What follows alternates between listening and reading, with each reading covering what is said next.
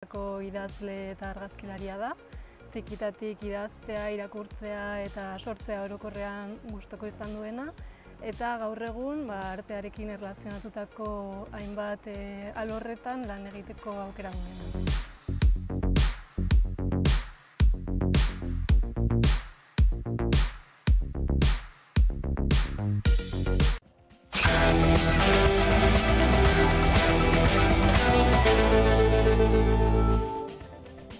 Poliziak 26 pertsona atxilotu ditu Hego Euskal Herriko zenbait herritan grafitiak egitea leporatuta. Zehazki Eusko Jaurlaritzako Segurtasun Sailak eta Espainiako Gobernuko Barne Ministerioak zaudutako informazioaren arabera, metroetan eta trenen bagoietan pintaketak egitea egotzi diete atxilotuei. Auziaren harira zaudutako informazioan ez dute argitu 26 atxiloketako zenbat izan diren Hego Euskal Herrian. Edonola ere adierazi dute batzuk Bilbon, Donostian, Gasteizen eta Iruñean izan direla, beste batzuk berriz atzerrian. Horrez gain, poliziak azaldu du metroetan eta tren bagoietan eginiko grafitiek 2 milioi euro inguruko kostuak eragin dituztela. Arratsaldeon guztioi, Osasun Sailburuaren adierazpenek zeresana eman dute. Hain zuen ere, Gotzone Sagarduik bart adierazi zuen beharrezko aldera kultura aldaketa bat egitea osasun arloko erabiltzaileek eta profesionalek uler dezaten eskualdeko ospitalea, ospitale espezializatua bihurtzeak mugikortasun handiagoa ekarriko duela. Gaur Sagardui harrituta azaldu da Radio Euskadiren Buledar saioan bere hitzek sortutako iskanbilagatik. Atzo nik esan edo adierazi nuena ez da gauza berririk eta ez zen esaten familia medikoak hartatzeko izango zenik. Nik esaten nuena da ze etorkizun daukagun medikuntzan. Gero eta medikuntza espezializatuago bat daukagu, gero eta teknologia sofistikatuago bat daukagu, eta guzti horiek ez dira egongo gure aldameneko osasun zentru edo ospitalean, kasu bakoitzeko. Enuen esan besterik lehen arreta aldatu egingo dela emetik eta gutxira barru. Horrelakorik enuen esan. Gero lehen arretari buruz aldaketa batzuk bizi ditugu. Jadanik, ez da, zeintzuk eta diren, talde bezala lan egiten dutela, eta hor mediku erizaina zen administrariek nahi dugula izan daitezela talde lan hori erantzun ahal izateko paziente behar duten nari. Bestetik, ez dago, uda datorku eta horre ingo duguna izango da urtero egiten diren ordutegi berrantolaketak. Besterik ez dago. Edonola ere, Euskadiko sendagileen sindikatuak haserrea adierazi du ohar batean. Eusko Jaurlaritzako Osasun Sailak medikuen aurkako kanpaina bat abiatu duela iritzita. Idatzian adierazi legez, prestigioa kendu nahi diete sendagile eta profesionalei. Eta Jaurlaritzako oposizioak planifikazio falta egotzi dio Osasun Sailari. Rebeka Ubera, EH Bilduko legebiltzarkidea. Orain Osasun Sailetik, Jaurlaritzatik esaten digute lehen arretan Osakidetzan kultura aldaketa bat egongo dela, kultura aldaketa bat eman behar dela, baina ikusten ari garena da hemen osasun sistema publikoaren desmantelamentu bat dagoela, murrizketak daudela eta privatizazioa dagoela. Hitz egiten nahi duten bezala diezaiokete, baina atzean dagoena da desmantelamentua, privatizazioa eta murrizketak. Esaten digute profesional gabezia dagoela, badirudi kasualitatea izango baliz bezala profesional gabezia, eta profesional gabezia urtetako politiken ondorioa da, urtetako planifikazio gabeziaren ondorioa da. Hau ez da zerutik jauzi den gauza bat. Euskal Herria harrera herria dela aldarrikatuz, gau osoko kontzentrazioak egin dituzte Euskal Herriko 7 hiriburuetan. Elkarteek salatu dutenez, 500 pertsona baino gehiago daude etxerik gabe eta erroldatzeko arazoekin.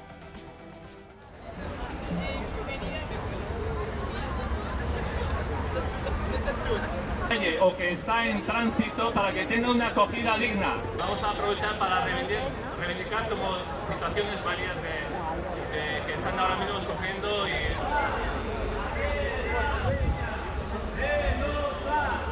¡Adera, dueña! ez dago argudiorik pertsona batzuk kanpoan zergatik uzten dituzten justifikatzeko. Oraindik ez dago protokolo egiaztagarri eta argirik. Administrazioek koordinatu gabe jarraitzen dute eta ez dute irizpide amankomunik. EAE eta Nafarroa gizarte politiketan abangoardian jarri nahi dituzten adierazpen orokorrak ugariak dira. Harrera duina eta etxegabetasuna lantzeko planak ez dira falta. Aldiz, gertaerek, errealitateak zoritzarrez, erretorika hori gezurtatzen du. Egin dezagun gure lurraldea harrera leku bat.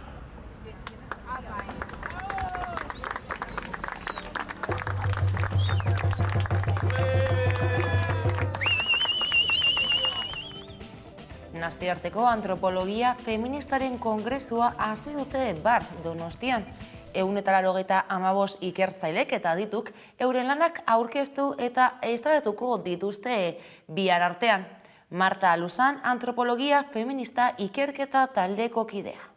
Ekarpen hirukoitza edo egin nahi du, ez? Alde batetik antropologia feministak antropologiari orokorrean eta gizarte zientziei orokorrean egiten dizkien ekarpenak eta gaur egun dituen eztabaidak eta erronkak teorikoki zein metodologikoki aztertzea. Bigarrena bai Euskal Herrian eta baita ere nazioartean, garatzen ari diren ikerketa lerroak eta beraiek zeharkatzen dituzten faktoreak aztertzea, zer eragiten ari den, nolabait antropologia feminista eta feminismoaren eta orokorrean gizartearen artean dagoen harremana berrikustea, iruditzen zaigulako ezin daitekela izan akademia barruan geratzen den zerbait, ezin dugu antropologia feminista ulertu, mugimenduarekin dugun harremanari begiratu gabe. Hizkuntzari helduta, gazteen 79%, ez dituzte Euskal Herriko komunikabideak kontsumitzen. Beategiko Libe Mimentzak eta Josu Mezagak Eusko Legebiltzarrean aurkeztu zuten pasaden hilabetean eginiko ikerketa. Bada, Eguerdiko magazinean Mimentza bera izan dugu gurean. Diagnostikoa da kezkatzeko bezalako zenbakiak ditugula mahai gainean. Ez da soilik kezka, diagnostikoaren parte, badaude aukerak, badaude bideak, badaude heldu beharreko lerroak, baina kontua da orain arte mundua esplikatzeko eta bizitzeko genituen parametroek ematen diguten argazkia, oso larria dela. Hau da, esan bezala, besteak beste esaten da, gazten 79%-tik, 10-tik, ia ez dutela Euskal Herrian ekoitzitako edabiderik kontsumitzen. Honek ez du esan nahi euskarazko edabidea. Euskara eta erdaretako edabiderik ez duela kontsumitzen. Eta honek esan nahi du, nolabait orain arteko lotura, komunitate lotura komunikabide tradizionalen bidezkoa diluitzen ari dela, apurnaka. Bestalde, Euskal Herriak kapitalari planto plataformak prentzaurrekoa egin du, eta bertan enpresa transnazionalen eta giza eskubideen Euskal Zentroa beharrezkoa dela aldarrikatu dute. Zehazki, giza eskubideak urratzen dituzten enpresak kontrolatu eta zigortzeko. Gaur Bilbon kanpainaren aurkezpen publikoa egin da, eta 80 eragile gainera manifestura atxikitu dira. Makina errementearen nazioarteko biurtekoak datorren astelenean irekiko ditu ateak Bilbao Exhibition Centerren. Ekainaren 13-tik 17 bitartean ospatuko da. 120 enpresa erakusketari inguru izango ditu.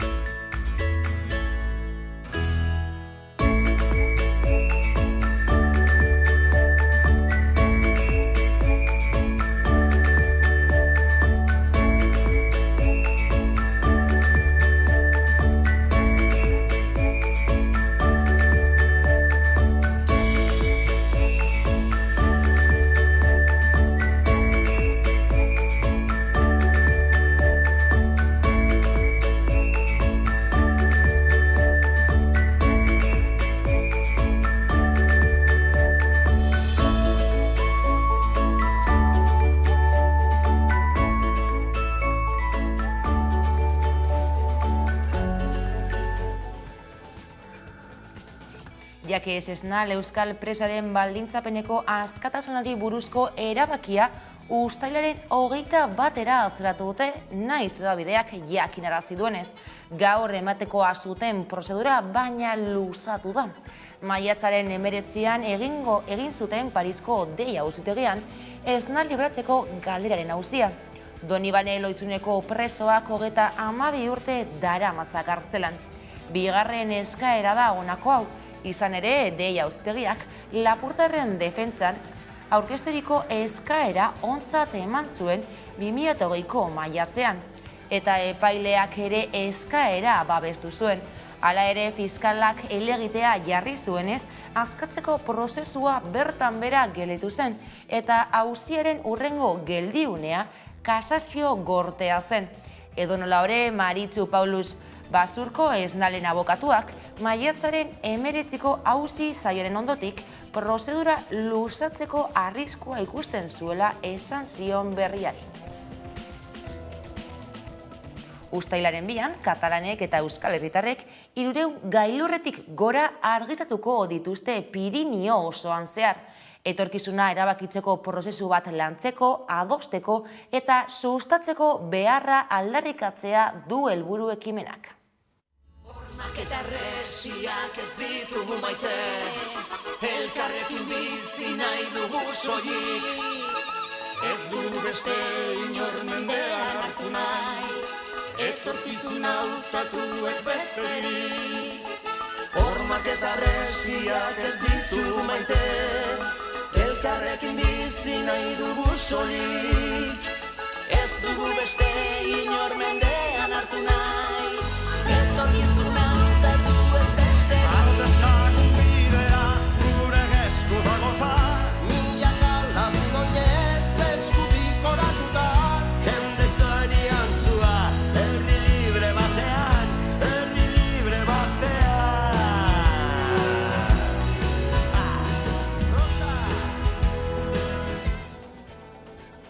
Vital Fundazioak eta Azala sormen guneak laba sustatzen dute. Arabako gizarte eta kultura eragileen baldintzak eta inguruabarrak aztertu nahi dituen proiektu berritzailea da. Es la continuidad del programa de imaginación colectiva en procesos de creación artística desarrollado en Azala a través de Moare Danza en 2018 y 2019. Tras este periodo plantean una segunda fase, Lava, y nos presentan el proyecto Fundación Vital. El objetivo es enfocar las herramientas desarrolladas en el ámbito de creación artística. ¿Por qué decidimos apoyarlo desde Fundación Vital? Bueno, en primer lugar, porque nos hablan de innovación. La palabra lava pues, hace referencia por un lado al laboratorio, de ahí lava, hace también referencia a horno en euskera, y hace también referencia a ese fluido. El lava, decía, es un programa de imaginación colectiva para el desarrollo de proyectos.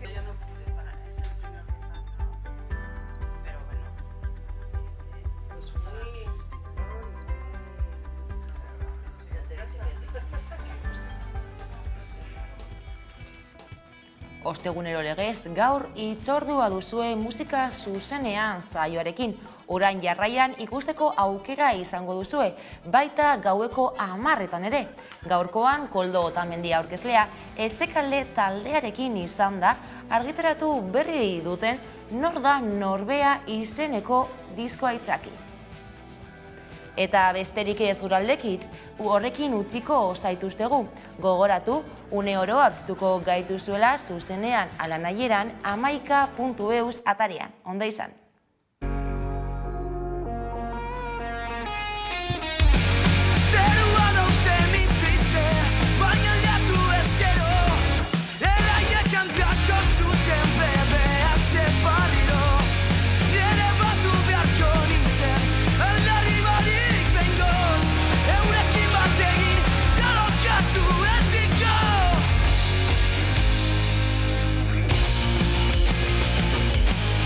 Goiz